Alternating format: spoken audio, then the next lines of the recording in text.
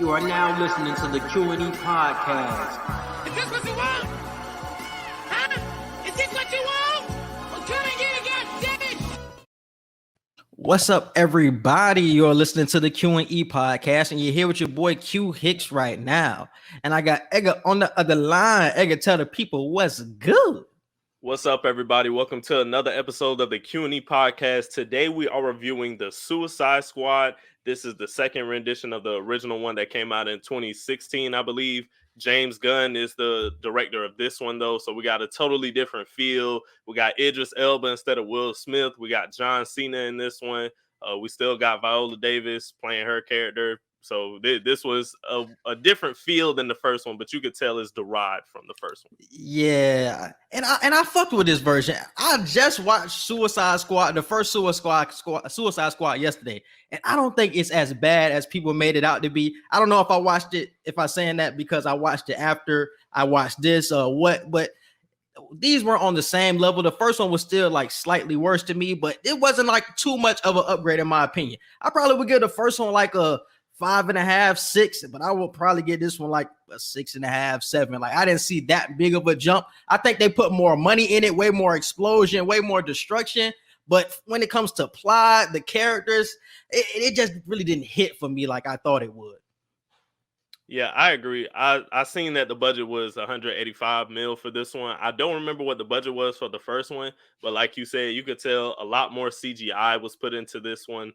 A lot more explosions, like you said. I feel they got to be in more distinct areas than the first one because they were just in the city the whole first one.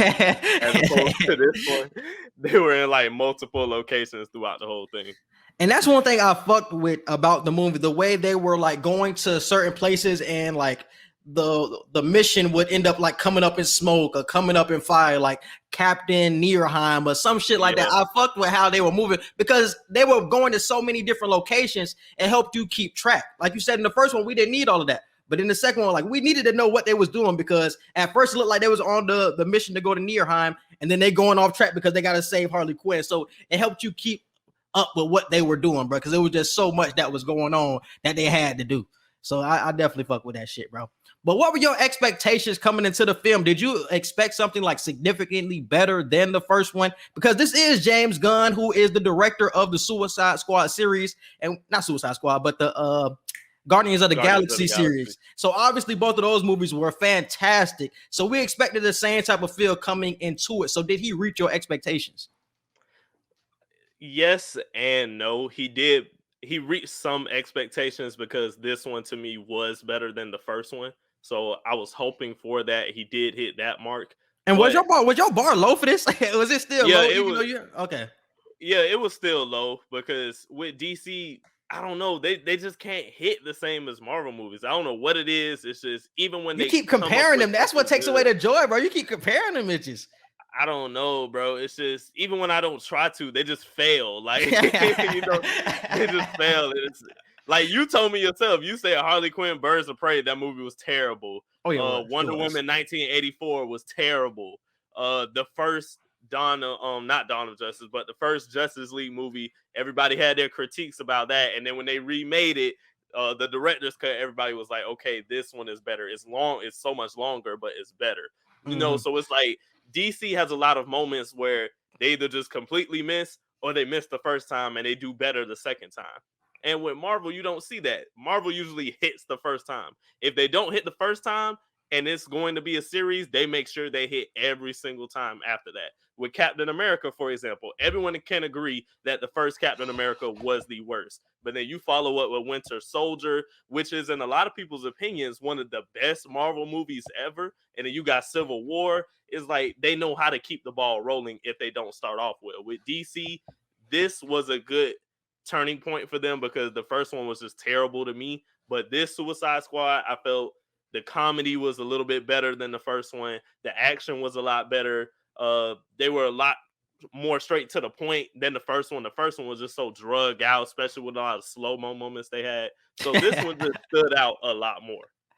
But one thing I did like about the first one, and it could be the reason that it dragged in the first Suicide Squad movie, was the background, because you got to understand the characters more so than you get in the second one. The second one, we just dive into the movie. Like, we dive into the mission. They have the first Suicide Squad go out there.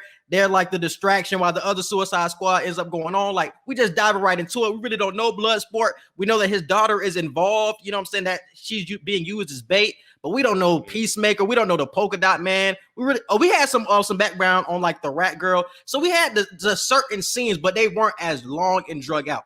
So we had that one scene where they were like in the car and they were like driving, and you seeing like the background, you seeing like her talking to her father about like the one machine to control all the rats. So it was just quick, but it wasn't as drug out. So I didn't feel as attached to these characters as I felt like in the first one. Like, I felt the pain of Diablo in the first one.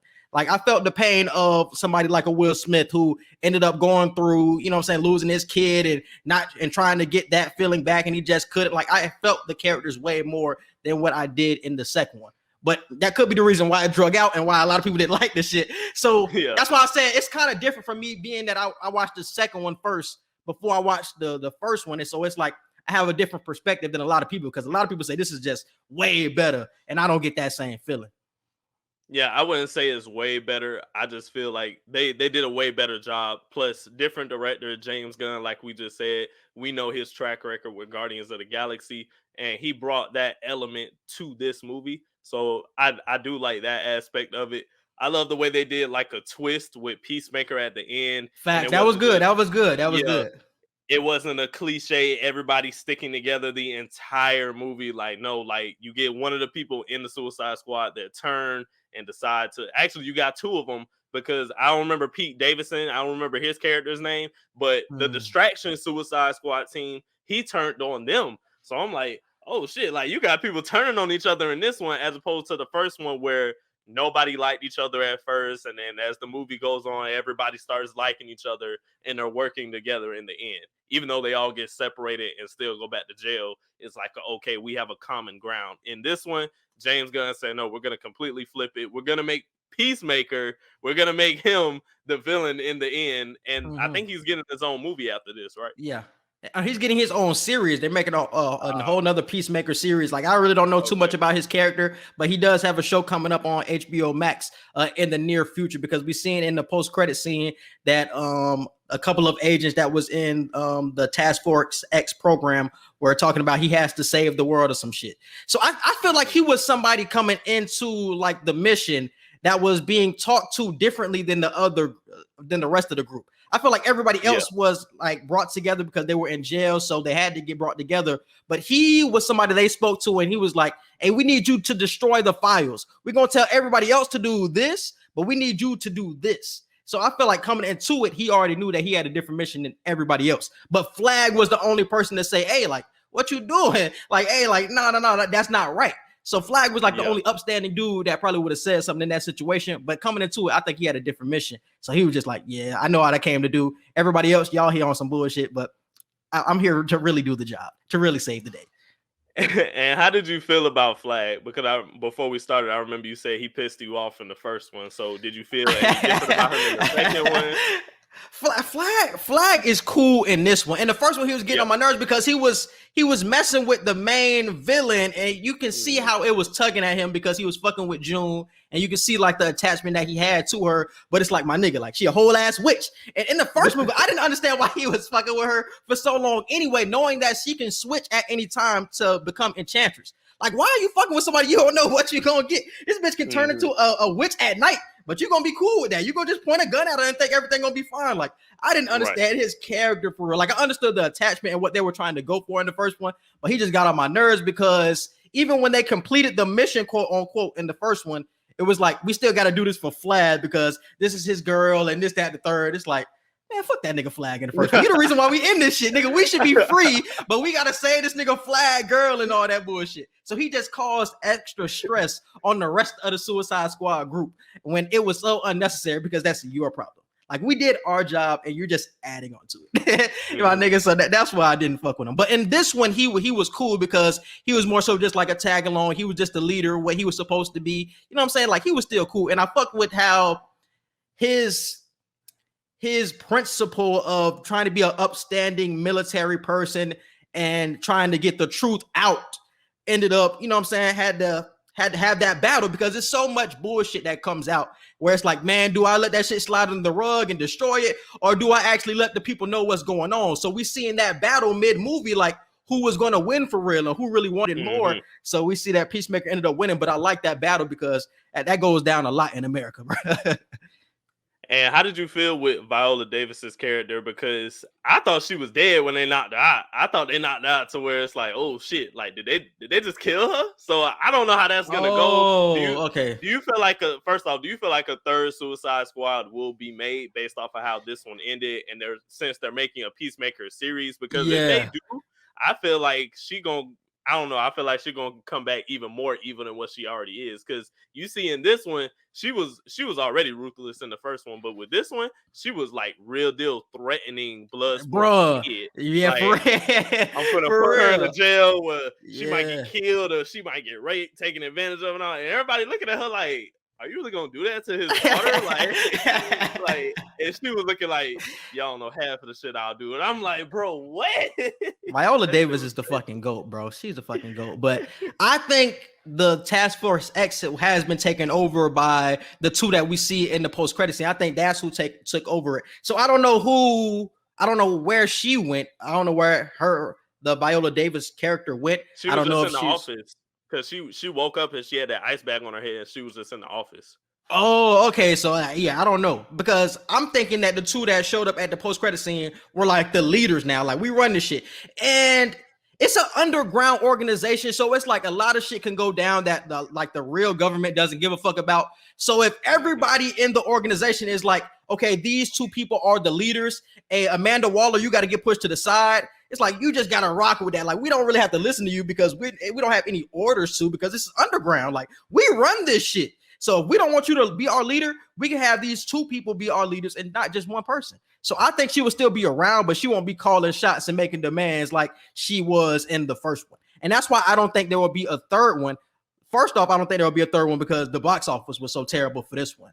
And I don't think there'll be a third one because she won't be the person getting everybody together, because I think she will be pushed to the side. And I don't think these two people that we are seeing in the post-credit scene are going to be somebody who are like trying to like risk your life and threaten you and blackmail you to do some sort of mission. I don't think those characters come off like that to me, like Amanda Waller. They're not cutthroat as her. I think they just want Peacemaker and just gonna fuck with Peacemaker moving forward.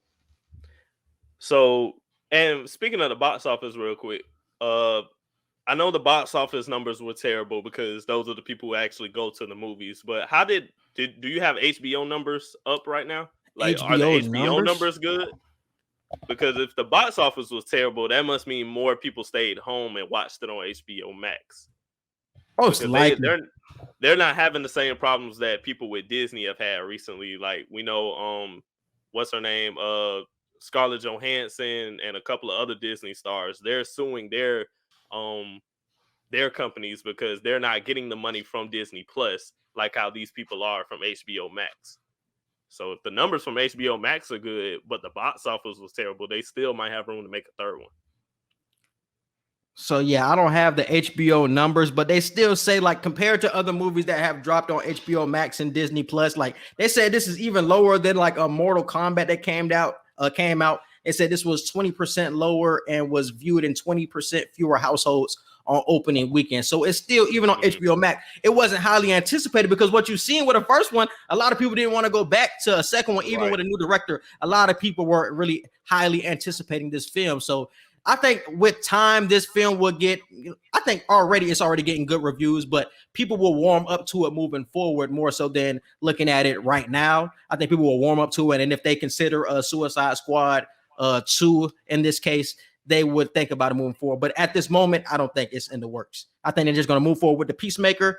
And I think this series would be better if they were to move on with like certain characters on series. Like, you already doing it with Peacemaker, like do it with Bloodsport, like do it with certain characters. Like, you ain't got to bring everybody back no more, because everybody else is already doing their thing. Like Margot Robbie, who's Harley Quinn, like she already got her own movie series. Like, let her do her. Like, let Peacemaker do Peacemaker. Let Bloodsport do Bloodsport. Like, we don't have to see everybody together again. Since we know these characters, let them have their own missions or whatever, or they can like pair up or something like that. Like Peacemaker and Bloodsport can pair up, like do some shit like that. But we don't need a whole group again.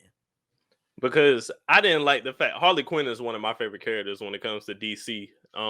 With the Joker in the movies, it just hasn't hit the same. Yeah. Outside of Joaquin Phoenix, outside of his, it just hasn't been the same since Heath Ledger with Jared Leto. Like, I just don't like his Joker, and I think the Gotham series that they have on TV, like that Joker doesn't hit to me either. So outside of the Joker aspect, Harley Quinn, when it comes to movies, I feel is done very well. But Birds of Prey, I didn't feel did her justice. So I feel giving her a series would have been better, because I feel like a 30-minute time frame for a TV series with like 6 to 8 episodes, like for 2 seasons or something, I feel like that's better for a Harley Quinn as opposed to a Peacemaker where like, hey, I know we're doing a series, but we low key can make a movie with this one character. Yeah. I feel like a series would be better for her. And I feel like they're doing these spin-off series because we didn't get a lot of background. So instead of giving you so much background in the film, like, let's just make a separate series so we can make money off that. But we can also give you the background and give you some extra missions of his as well, and actually get you accustomed to this character. Because nobody knew who Peacemaker was. Like, he's a dude with a toilet bowl on his head. Like, we don't know who this nigga is, bro. So I feel like this series will get you more accustomed with him. If they make one for Bloodsport, you get more accustomed to those characters, more so than just getting thrown on the screen and we don't know who they are. So these spinoffs will be good for that. And when it comes to Harley Quinn, like she's portrayed well in the cartoons. Like, if they would have made the cartoon Harley Quinn live action, the shit would have been perfect. Like with Poison Ivy, them niggas had King Shark in the cartoon. Like, bro, it would have been so good if you just did the cartoon and made that shit like a live action. You would have had a perfect series, my nigga. But in the movies, it just doesn't hit. They try to force the Birds of Prey series. It just didn't hit. So it's like, I don't know where Harley Quinn really goes from here with her character unless they try to force another movie. And that could be something, because Margot Robbie is a good actress. So she's going to continue to get roles, and everybody likes the Harley Quinn character. But if we continue to get trash movies, we're not going to want this shit no more. So the next movie that she comes out with that's Harley Quinn has to hit, or series has to hit. I feel like you have to do a series at this point to rebuild the brand of her. The brand is never going to die. Everybody's going to love Harley Quinn, even if the movie is terrible. But as far as like box office brand and like getting people to come see you for real, I feel like they would have to start off with a series now if they want to continue moving forward with her. With Bloodsport, I was saying a couple days ago, they should try to do something where they get Deadshot, Will Smith's character, and Bloodsport, Idris Elba, in the same type of movie. I don't know if it would. They're both getting older now and they're both in different stuff now, but I don't know if you could get them together, or like maybe in the future years, like if you guys try to redo some of this stuff, getting something where Deadshot and Bloodsport in the same movie, I feel like that would be perfect too. And who are some of your favorite characters from this film? Bloodsport was my favorite character. Idris did him very well. Who else? You ain't fucking the Polka Dot Man? The Polka Dot Man was he was just so weird, bro. He was like, but it was funny because when I seen the polka dots actually like destroy shit, I'm like, this shit, he for real nah. He for real nah.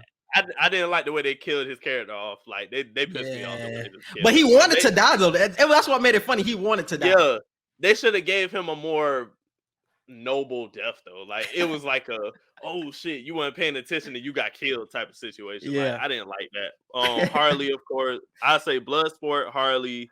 Who else is my favorite character? Viola Davis, like her character is always fire. So them probably my 3. I would say, I forgot what the rat girl name is. I fuck with the rat girl. Yeah. I really don't know how much I like the ending with the rats coming back and taking down the Starro. Like, what the fuck was that? What was that? That was like, terrible. Bro, like, I understand the message when everybody comes together, you can take down Great Oz or whatever, but come on, my nigga, rats taking out that big ass shit, bro. What? Why couldn't the starfish make more of the little starfish and put on the rats' faces and control the rats? Why couldn't he do that? Was he not moving quick enough or what? I don't know. That would have been some raw shit. I'm like, bro, what's going? Like he can do it to all the humans. He can have the starfish on all the humans' faces. But when it comes to rats, are they too small or what? Like them niggas just ran up on him and he was done for. Like this nigga is taking an entire country, but he gets taken out by rats. That shit blew me, bro. But I fuck with the rat girl though, and I fuck with Bloodsport. How long was she charging that shit? Because you see For how many real. rats she Bro. had. I'm like, she had. It just came from another country. It came from another That's what country. I'm saying. Yeah. She had to just be sitting there charging that shit for like the whole fight scene. Because I'm like, Yeah. how are all these rats in this city? And I fuck with how they play on that shit with Idris Elba's character. Like, you know how he's scared of rats or whatever, so the rats running over this nigga, and he ends up getting used to the rats and shit by the end. Like he touching on the pet rat of the rat girl. So I like the growth of his character when it comes to rats, because we see how they can be so destructive and help out. But I didn't like how that shit ended. I like the ending of the first one, honestly, more than I like that, because that shit was so whack, bro. Rats taking out that shit. I was just like, I like the teamwork at the end, because to defeat, I forgot what the old girl, to defeat Enchantress and her brother, like you need the entire team to come together and take out Enchantress. But you just needed the rat girl. Like, we didn't even need y'all niggas for real. We didn't even need everybody else. We didn't even need y'all. And a lot of the niggas already fell off. It was only 4 of them. And by the final scene, it was only 4 of them. It was Harley Quinn, it was Polka Dot Man, it was Rat Girl, and it was Idris Elba. Everybody else was dead. I'm just like, what the fuck? King Shark was alive too, but he ain't do shit. King Shark was, he ain't do shit. He was such a waste of a character, bro. They wasted his character. I'm telling you, when you watch him in the Harley Quinn series, that nigga is fire, bro. He low key, like he's low key in every series, but he's fire. Like he does way more destruction. And I feel like they didn't use that enough, my nigga. They didn't use that enough when it came to because they tried to make him that dumb but cute character. They tried to make him that. I'm like, bro, he could be so much fire than this. Exactly. Like you see him eating characters in certain scenes, but it's like this feels so forced, my nigga. Like he just does shit. He doesn't need the reason to do shit. And the fact that y'all trying to make him read, like King Shark is somebody who's already intellectual. Like he's a king of where I forgot where he's from, but he's a king of wherever he's from. Like they his real name like Nanuna or something like that. Nanavwe or some shit like that. Yeah, like so he's intellectual. So the fact that he don't know how to read and he don't know what the fuck going on, it's like that's not that nigga at all. He's a smart character, bro, and knows what's going on, and he doesn't need a reason to kill niggas. Like a mission does not make that nigga want to kill nobody. He's just gonna kill somebody just for the hell of it. So it's like the way they had played on him, bro. I just didn't fuck with that at all, bro. So they wasted a couple of characters in this movie for sure, bro. They really did. But what were your favorite themes of this movie? Going from the beginning to the end, what was your favorite theme? The favorite theme?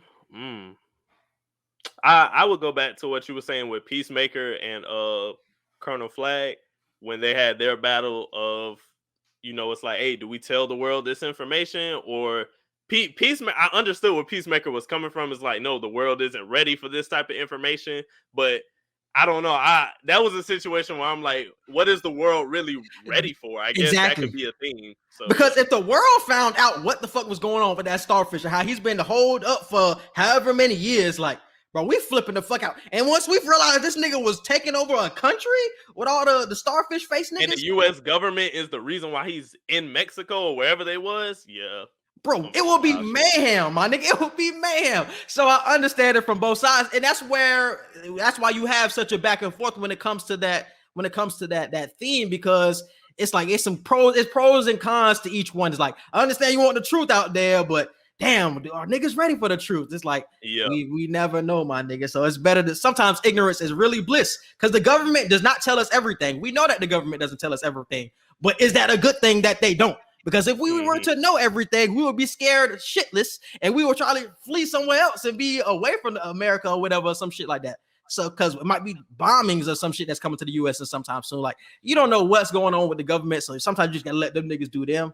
But I like that they played on it. But you see, they still didn't release that information. They just threatened, they just threatened the organization saying, look, you got to take this time, you got to take this jail time away from us. So you got to do this, that, and the third, and we'll make sure we don't release this information. So I'm like, I mean, Flag was dead, so he couldn't give his input, but they still ended up not releasing the information. They just used it to their leverage as a threat.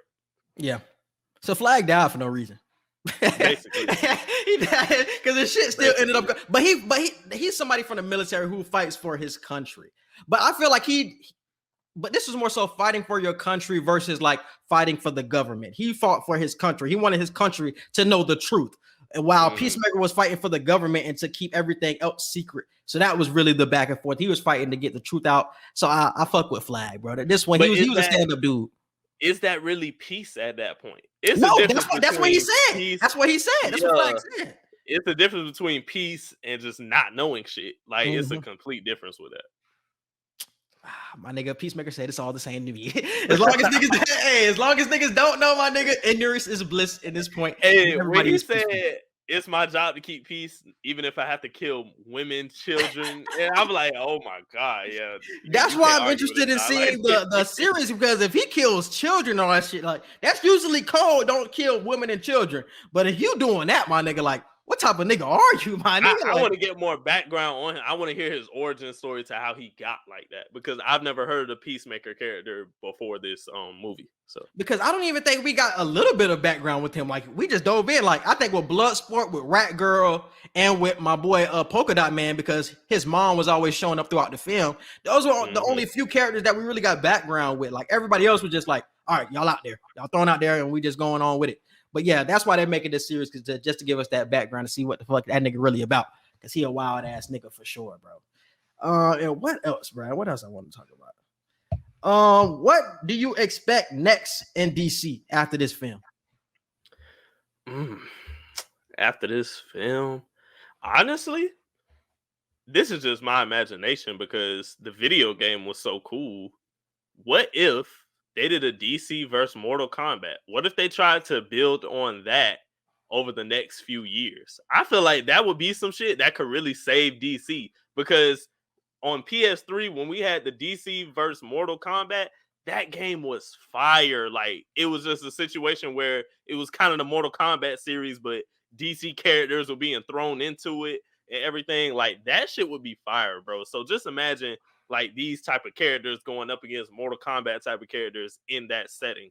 I feel like they could definitely play on it because they had Katana in the first one. You know what I'm saying? They had Enchantress and all these other people pulled from that universe. So that shit would be fire if they did a DC versus Mortal Kombat build up the whole way. And they should have brought Katana back in this movie too, bro. She was probably my favorite character from the first one, and she didn't say shit the whole film for real. But she would just fire her movements, like you can just tell she was on some Mortal Kombat shit, and she was just straight to business, my nigga. Like, what's talking shit? I'm on that. Hey, Flag, what you say? I'm on them niggas. Like, I fuck with her character, my nigga. She was a real one for sure, man. So I fuck with her, man. And like how her sword, like it kept all the souls of everybody who died from it. Like, man, they should have brought her back for this one, bro. It's something about the first movie. Like, I hung on to the characters way more than I feel like I'm going to hang on to the second movie. Like, I feel like I'm going to hang on to like Katana, Diablo way more than I'm gonna hang on to the Rat Girl and to Peacemaker, even though he's getting his own series, so we're gonna learn more about him. I feel like I'm just gonna hang on more to the first batch of Suicide Squad more than the second one. I agree. So yeah, I'm looking forward to hopefully a Harley Quinn series, not necessarily another movie. And DC, I hope y'all watching this. Do what I said. Try to create a DC versus Mortal Kombat phase, like phase 1, phase 2. I know I don't think they're gonna do that, bro. It's copying the other side, but hey, we've seen with sports, if you can't beat them, do the same shit. So I don't think they'll do that, because we haven't even seen them do a proper collab movie yet. Like, we had the Zack Snyder cut of the Justice League, but every time you come out with a collab project, it's like it's not really up to par. Like this Mortal Kombat was okay, but it still just didn't live up to the expectations. But they have room to grow too. That's what I'm saying. If you bring both of those franchises together and you get all those people in the room, you can grow together, and you're feeding off of ideas with each other on how you could throw this in your movie, because it'll play on what we're gonna drop in our next movie or our next series. I feel like that'll be tough, bro. I feel like it would just be too much, because I feel like they do better when it's singular movies. They do have bad singular movies, but we see when they make hits with Aquaman and with Wonder Woman, like it's singular. But when you do collab shit, like the first Justice League, like the Mortal Kombat, what else I'm thinking on? whatever else they come out with that's a collab project, it just doesn't hit. So I feel like keeping it with the singular shit and just learning more about the singular characters will be better. If you collab and give us, because we're going to have high expectations. Even though we know DC's track record, we're going to have high expectations because it's Mortal Kombat and it's DC. And we're going to watch the film and be like, damn, why did I expect better from these niggas, dog? So I don't even want y'all niggas to waste my time with that shit, bro. Just keep giving us the singular and try to reach for the stars with that shit, my nigga. That's all I'll ask for with DC. But what else you got about this? Anything else about Suicide Squad? That was it. I'll give it 6.5 out of 10. Yeah, I probably would give it a 7, bro. It was really the ending for me, bro. The ending for me blew me, and there was not some characters, but it was some scenes throughout the movie. Oh, what was your favorite scene? Favorite scene? Damn. What was my favorite scene? I don't even know if I had a favorite scene. And that's very sad. Favorite scene. Damn, I don't have a favorite scene from this movie. Yeah, y'all. I'm sorry. My favorite scene was when they killed everybody in that one tribe. They killed everybody in that one tribe, and they ended up walking up into the hut, and they see Flag in there talking to like the leader or whatever. And they was like they was like, no, we the good guys. We the good guys for real. And they was just like, yeah, everybody out there like them niggas cool or whatever. They was just like, we just killed all them niggas. Hey, I will say that is my favorite part too. Now that I remember, that shit was hilarious. They was looking like, oh shit, we just killed everybody. And it was all like, it was just her friends. That was some of her family. That was some of like her army people. I'm like, damn, how do you explain this? Like, and what really knocked that shit out is when damn King Shark came in there, he threw up like a watch or some shit. That shit was funny as hell, my nigga. So that was definitely my favorite scene from the shit. Definitely my favorite. But yeah, bro, you can hit it with the social media. You can follow us on Twitter at QE Podcast 1. You can follow us on Instagram at QANDE Podcast. You can follow and like our Facebook page. Don't forget to subscribe to our YouTube channel and click the notification bell. And our Gmail is QANDEpodcast@gmail.com. And you can subscribe to all of our podcast platforms. We're on Apple Podcasts, Google Podcasts, Spotify, and iHeartRadio. Subscribe to our YouTube, Q&E Podcast, and subscribe to my YouTube. Just type in Quincy Hicks into the search bar and definitely subscribe. And we appreciate you guys for listening. And we out. Peace.